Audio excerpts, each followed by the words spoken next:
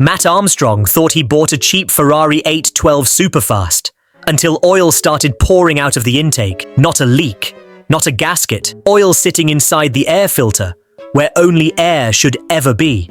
This is a Copart Salvage Ferrari, front-end damage, airbags deployed, listed as runs and drives. Which sounds reassuring until you realize that phrase has no legal definition.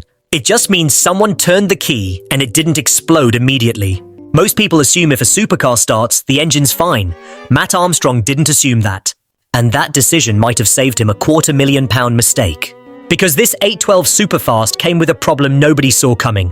One that could have bent every conrod in its naturally aspirated V12 the moment they fired it up. Here's how Copart protects itself. Runs and drives doesn't mean mechanically sound. It means the engine turned over and the wheels moved. Once, maybe twice. That's it. Buried in the listing, possible mechanical damage, which is the automotive equivalent of buyer beware in legal font. For a normal car, that's annoying. For a Ferrari 812 Superfast, a car with a sick 5-liter V12 that revs to 8,900 RPM, it's catastrophic insurance. Because if that engine has internal damage and you start it without checking, you don't get a rebuild. You get a very expensive boat anchor with Ferrari badges. But the paperwork wasn't the real problem.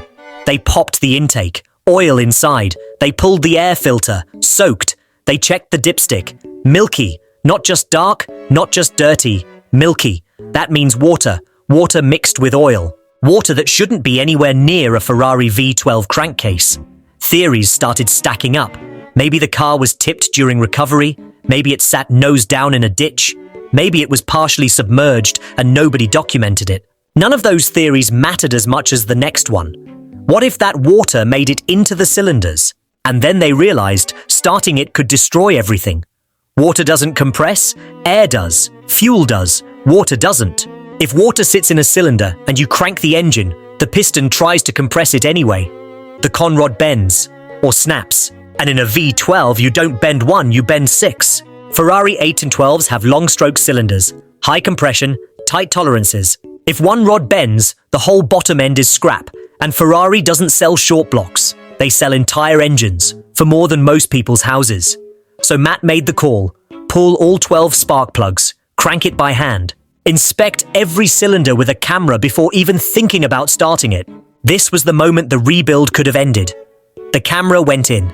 Cylinder walls looked clean, no standing water, no visible scoring. But the oil was still milky. And milky oil doesn't just disappear.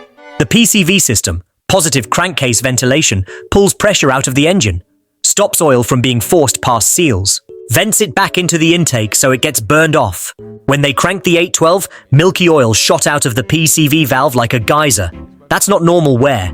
That's not a bad gasket. That's either massive oil overfill or contamination under pressure. They traced it back.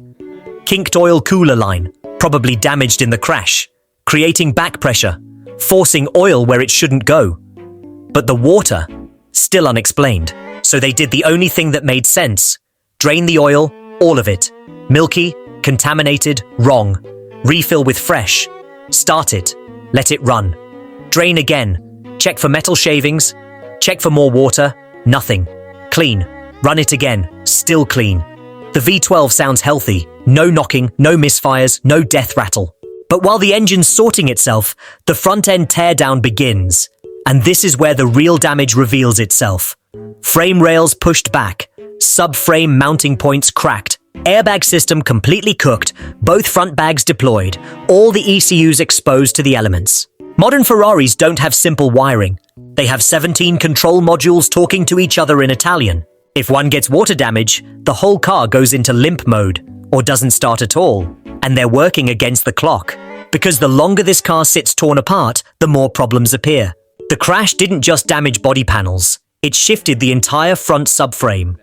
The radiator support is twisted, the crash bar is bent backwards. Every mounting point has to be measured against factory specs, because Ferrari tolerances aren't forgiving. 1 millimeter off, and the car pulls to the left at speed. 2 millimeters, and the tires wear unevenly. 3, and it's undrivable. Matt's measuring everything twice, checking alignment points that most people don't even know exist. Because this isn't a Civic, where you can eyeball it and hope for the best. This is a 2 on 1 mile per hour supercar, where bad geometry means bad accidents. And this is where modern Ferraris get dangerous. Old Ferraris were mechanical. If something broke, you could see it, touch it, replace it. New Ferraris are computers with engines attached. If the airbag ECU is damaged, you can't just swap it. It's VIN-locked, dealer-only programming, 4-figure reset fees. The 812 has systems that didn't exist 10 years ago. Adaptive dampers that adjust every 2 milliseconds. Electric power steering that's calibrated to the exact weight distribution. Stability control that thinks faster than the driver. All of it tied together by software that Ferrari doesn't share. If one module goes down, the whole system can fail. And finding replacement modules for a crashed supercar means either buying from Ferrari at dealer prices or gambling on used parts that might be just as damaged. Matt's already found 3 damaged ECUs. One for the airbags, one for the instrument cluster, one for the passenger seat occupancy sensor. None of them cheap, but the bigger issue is the wiring.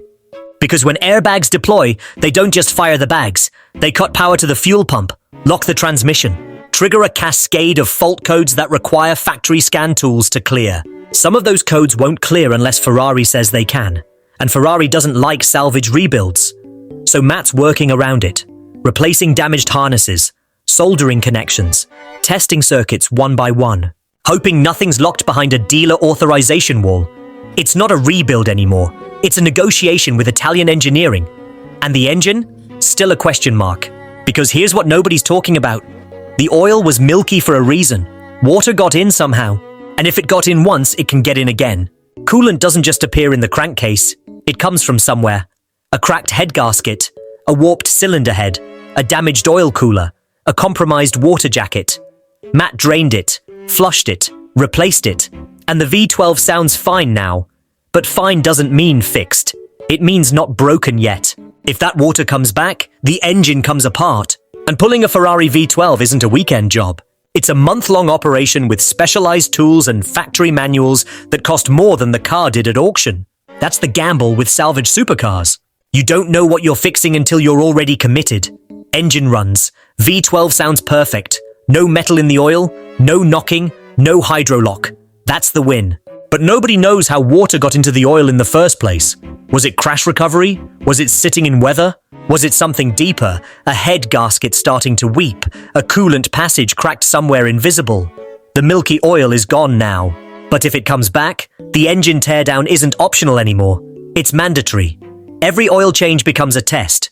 Every cold start becomes a diagnostic. Every temperature gauge reading gets scrutinized like it holds the answer to a question nobody wants to ask. Because right now, this car exists in a perfect state of uncertainty.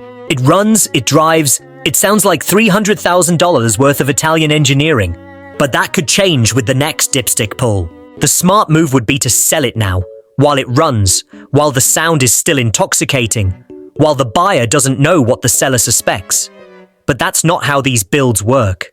You don't buy a salvage Ferrari to flip it at the first sign of trouble. You buy it because you're already in too deep to walk away. And if they have to pull a Ferrari V12 apart to find a coolant leak, this stops being a rebuild. It becomes a cautionary tale about how runs and drives can mean absolutely nothing. Because if that water comes back, this Ferrari doesn't get rebuilt. It gets torn apart.